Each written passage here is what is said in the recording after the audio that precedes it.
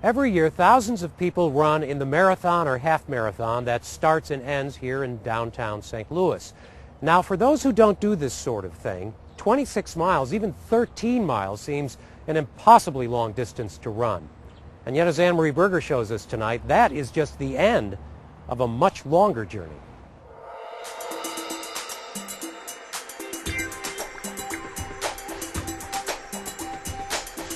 "2009 marks the 10th anniversary of the St. Louis Marathon. On April 19th, 10,000 half marathoners, 3,000 marathoners, and 1,000 marathon relay teams hit the streets of St. Louis running. And why they run varies as much as their pace. Oh, part of it's craze. Part of it is they may have lost a bet with a friend. Some people do it to raise money for a charity, something that's near and dear to their heart.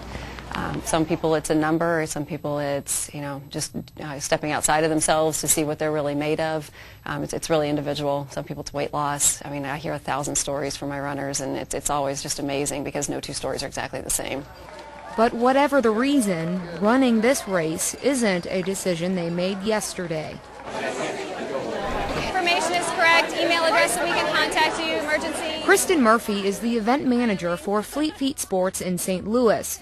Kristen's primary goal is to get people up and running. Well, most of the time people come to me and it's that same look of fear in their eyes. They look at this grand distance. People come to me and they want to take that first step but have no idea how to get there. So it's it's really just teaching them to place one foot in front of the other and take it. Don't have to eat the whole elephant at one time. Just take those small bites first. There's way too many motivated people here. So early on a Saturday morning back in January, in single-digit temperatures, 150 people gathered at Fleet Feet in Chesterfield to begin their training for the Go St. Louis Half Marathon. You have to be a lot crazy.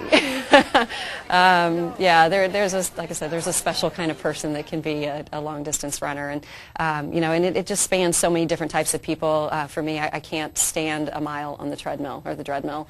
I feel like a mouse on a wheel. But there's some people who can get on there and crank out 12 miles. Oh, go get it! But I'd rather go out in the pounding snow and have that war story to tell at the end. Actually, running in all kinds of weather is key because you're never going to know what the weather is going to be like on race day, especially in unpredictable St. Louis. So no matter the conditions, the Fleet Feet runners ran in it and adjusted their equipment accordingly. And today, guys, because not everybody has the yak tracks, these are excellent for running on this stuff. We're going to go probably slower than normal, don't you think, a little bit? Yak tracks. They're basically attachable treads for running shoes that ruins the "I can't run because there's ice on the ground" excuse. A little thing like snow and ice in the city of St. Louis, not using the plows is not going to stop us from having a good time or getting our training run in.